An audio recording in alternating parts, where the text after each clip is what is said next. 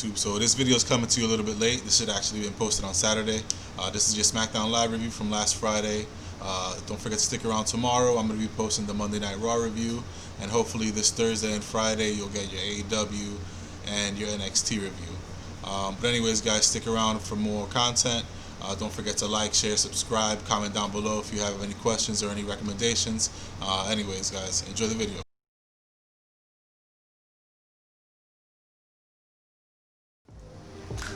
Okay, so SmackDown this week kicked off with Roman Reigns, Jey Uso, and Paul Heyman, known as the Bloodline, coming out, giving everybody Happy New Year, being super sarcastic the whole time. I'm going to be honest with you guys, I really hated Roman Reigns before this. I was on that, I guess you can call it bandwagon. I haven't liked Roman Reigns since the Royal Rumble that Daniel Bryan didn't win. And I haven't liked him ever since. But this version of Roman Reigns, I think, is different. There's a spark there. There's something there that WWE's found. I really hope they keep this going with Roman. But anyways, he came out talking his trash, saying that the Bloodline is on top of the WWE for a reason. It's because they get things done. Then they get cut off by Kevin Owens. Kevin Owens comes out. He's talking his smack to Roman. Roman tells the guys, cut off his music. You're nothing but a cockroach. You keep coming back even though I keep beating you. And Kevin Owens says, well, I don't even want you this week. I want your boy. I want your cousin, Jey Uso. So we already know off the bat that that's going to set up a match for later with Jey Uso and Kevin Owens. The segment was okay. Roman Reigns has gotten his mic skills up a lot since the last time that we saw him talking, or since before when he was talking to John Cena and John Cena put him in his place. So I'm going to give him some props on that. Now right after that, we're going to get a one-on-one match with Big E and Baron Corbin, with Sami Zayn as a guest commentator.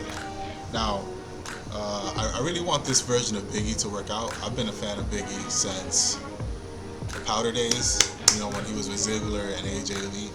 I love the New Day since day one. I've been a day one New Day fan. Corbin, I've never really gotten the hang of him, even since NXT. I've been watching NXT since Neville was NXT champion. So this is a while. Sami Zayn, I've loved since the get-go. I think that his mic work on commentary this week was really good. He's really annoying. He likes to play into himself a lot. But anyways, the match started off really well. I think it was a lockup, off the ropes. I think Big E got back into the corner, then they went off the ropes into a shoulder tackle, and that's when Big E, stared at Baron Corbin, and he's like, you, and he started doing his little gyrating hips thing. The match continued. It was going to go ahead into a missed Stinger Splash from Baron Corbin into a big ending, and that's when you see Sami Zayn come out and start beating up Big E with the help of Corbin's lackeys. I really don't know who these guys are. I just got back into watching wrestling again, so I'm not too sure who these guys are. I'll find out by myself.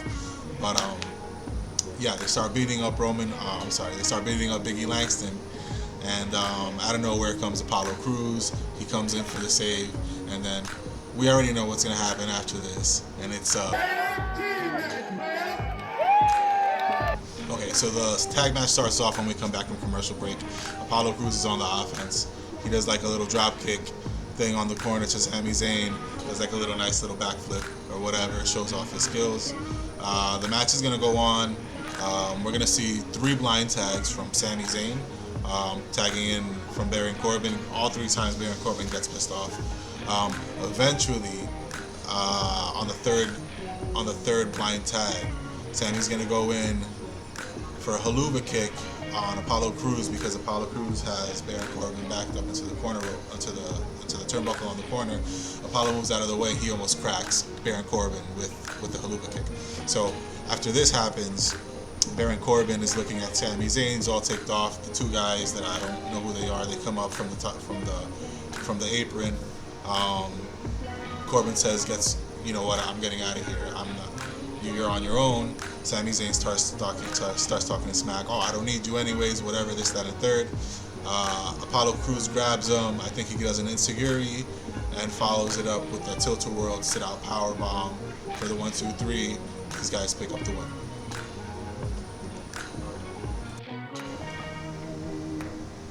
Okay, so right after that we have two backstage segments. The first one's going to be Adam Pearce with Kevin Owens. Don't hate me, guys, but I don't know who the hell Adam Pearce is. I'm going to have to find that out soon. But anyway, Adam Pearce, I guess, is the GM or something like that for Smackdown. Kevin Owens goes up to him and he's like, listen, I got, you know why I'm here. I want to fight Jey Uso. Adam Pearce is like, oh, I can't do that for you because I guess he's buddies or he's afraid of Roman Reigns. He's like, I can give you anybody else you want. Kevin Owens is all ticked off until he says that. And he's like, all right, well, you can give me anybody I want, so I want Roman Reigns. Adam Pearce is like, oh my God, I can't do that for you. So eventually Kevin Owens talks him in to giving him a match with Jey Uso, and now we know that we're going to get Jey Uso and KO later on tonight. Then for the second backstage interview, we have Apollo Crews and we have Biggie backstage. They're like, gloating about their win. Here comes the backstage announcer. She starts asking Biggie some questions. Biggie starts talking about how he's going to do an open challenge next week for the Intercontinental Championship. And before he even finishes his words, Apollo Crews grabs the mic and he's like, hey, since I'm the reason basically that you won the Intercontinental Championship, I'm going to go ahead and accept that challenge. And it's going to be a little bit hard for you to win this match because, I'm not there to help you out. Biggie's really straight-faced right now. And then Apollo Crews just starts laughing. Biggie starts laughing. But you can tell something's going to happen there. I'm not 100% sure, but I'm thinking Apollo Crews is going to turn heel. He's going to try to do his dirtiest to get this belt. He's not going to get the belt from Biggie because Biggie just got this belt. And I think they're really going to try to push Biggie. But I do think that's going to be a good match next week. Both of them are great competitors. And I think they're going to try to show off a little bit of their stuff and try to hype it into a pay-per-view match later on. But I'm really hyped for that one. Alright, so the next match is actually going to be my favorite match of the whole night. And it's not because of any of the competitors in it. It's because of Billie Kay. Now, I've been a huge fan of the Iconics since day one. And Billie Kay is the star of the Iconics. It's not Peyton Royce. Peyton Royce, she's just basically tagging off of the comedy that Billie Kay brings to the table. I think Billie Kay has a ton of charisma. I think she's better in the ring than Peyton Royce. And she was the star. So I was really happy to see this, especially because it was a comedy act. So we see Ruby Riott and Ruby Riott and Liv Morgan, the Riott Squad, they come in. Right after that, you see Billie Kay in the entrance, and everybody's thinking that it's going to be Billie Kay and some random tag team partner against the Riott Squad. So Tamina comes out, and I'm like, okay, it seems pretty cool because they're like an odd couple. And then you hear Natty's song go off. Natty comes into the ring. They're basically like brushing off Billie Kay. Everybody gets to their turnbuckles or to their corners. The bell rings.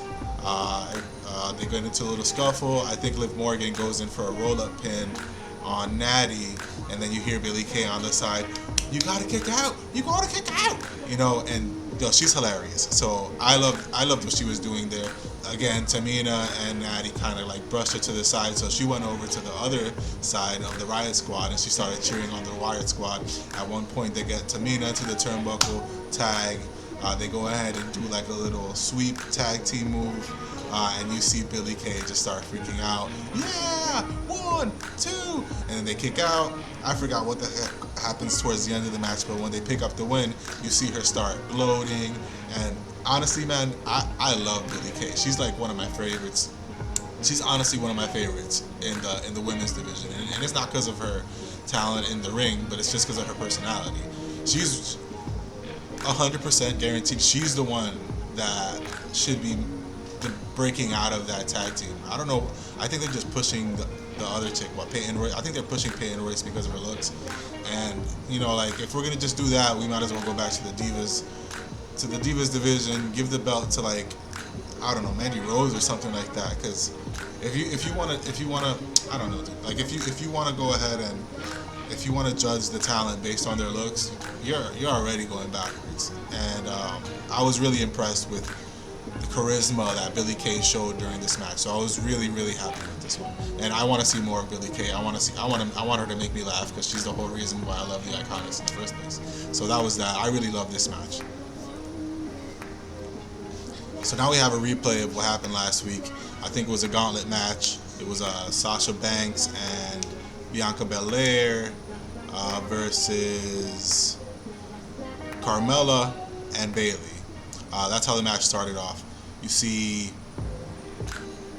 Sasha Banks get the pin. Then you see Asuka and Charlotte come in. They get the pin. And you see Charlotte and Asuka, picking up the win from last week. Guys, that's gonna be some kind of rivalry going down in the next few weeks. We're gonna see Charlotte turn her back on Asuka. Charlotte's not a babyface. When she comes back, she's a babyface, because we love Charlotte, but she's a heel. She's gonna turn her back. She's gonna be the reason why they lose the championships, and then she's gonna take the title from Asuka. That's a given right there. But I like the fact that they gave us that little replay because that brought us into the next segment. So the next segment starts in the Sasha Banks and Bianca Belair going against Carmella and Bayley. Now the whole beginning of this match, Bianca Belair's got the offense. I think it was towards maybe the middle of this match. Bayley gets the tag in. After we come back from the commercial break, Bayley's in control. She gets the tag to Carmella. Carmella's just basically picking up the scraps off of Bianca Belair. We don't see Sasha in this match this whole time until Bianca gets the hot tag on Sasha Banks. She comes in, she starts beating up Carmella, and then Carmella goes in for like a Bronco Buster on the corner to Sasha Banks. Sasha moves out of the way, does like a little roll-up thing, puts her in the bank statement. Then we see Carmella's new dude come out and pull Carmella out of the ring. He gets in the ring and he starts confronting Sasha Banks for some reason. I didn't think there was going to be a square off, but it looked a little weird.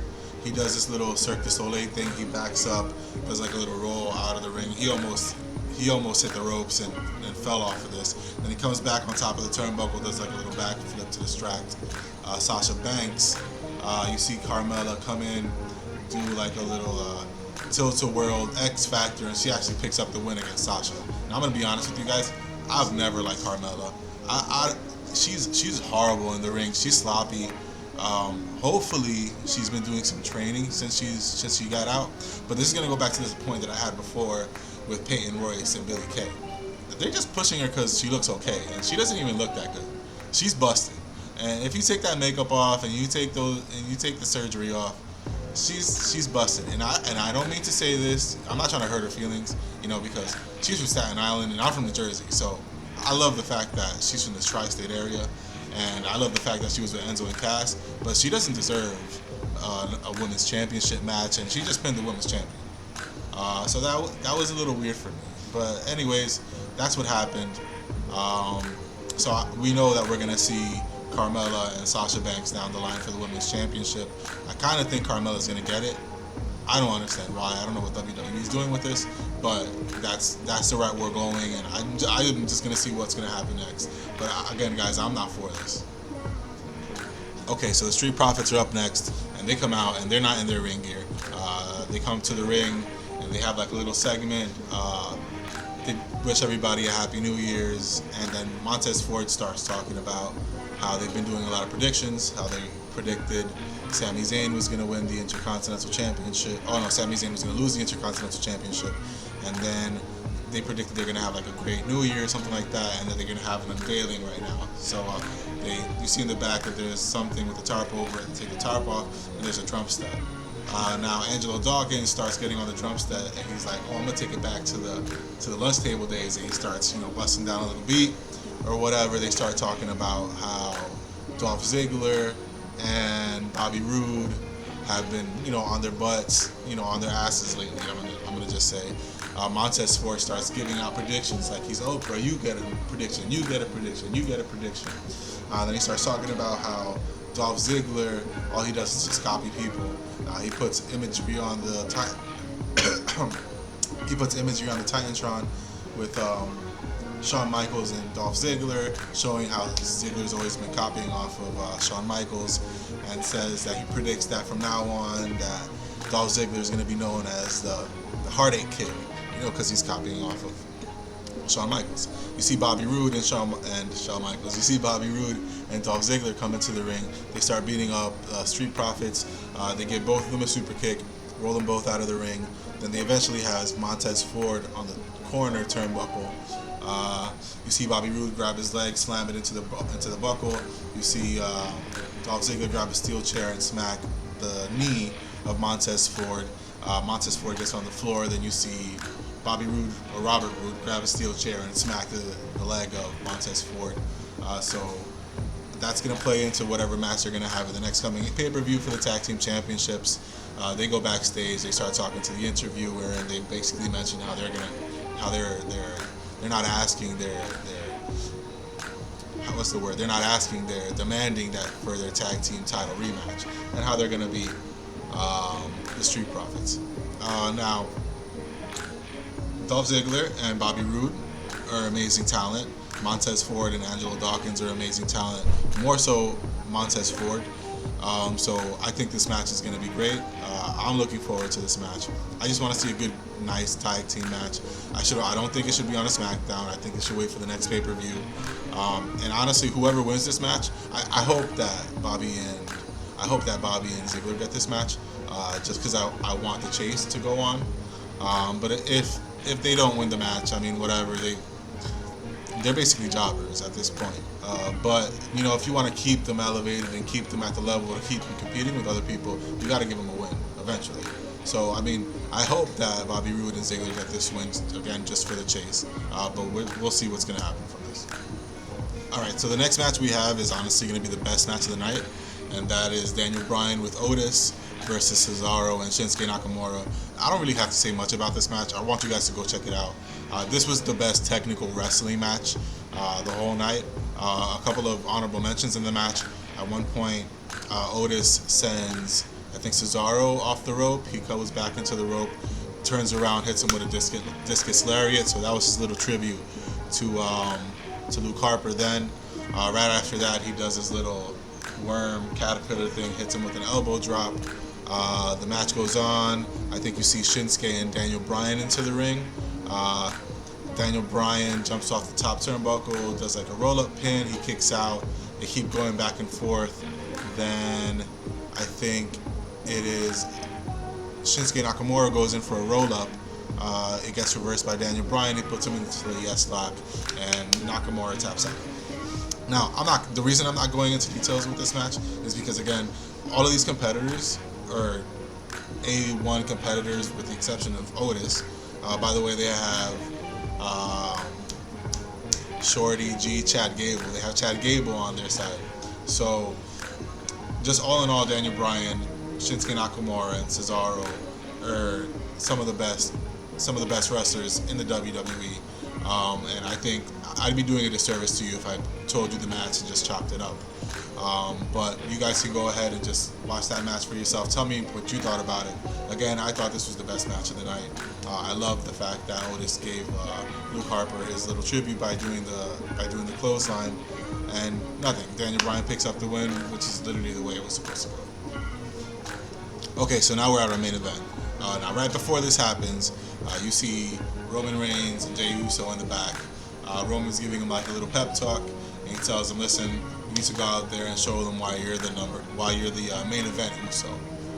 So the match starts, and honestly, this whole match was Kevin Owens. I think there was like two major parts, or just two parts in general, where Jey Uso had some sort of an offense. I think it was Kevin Owens goes for a toe kick.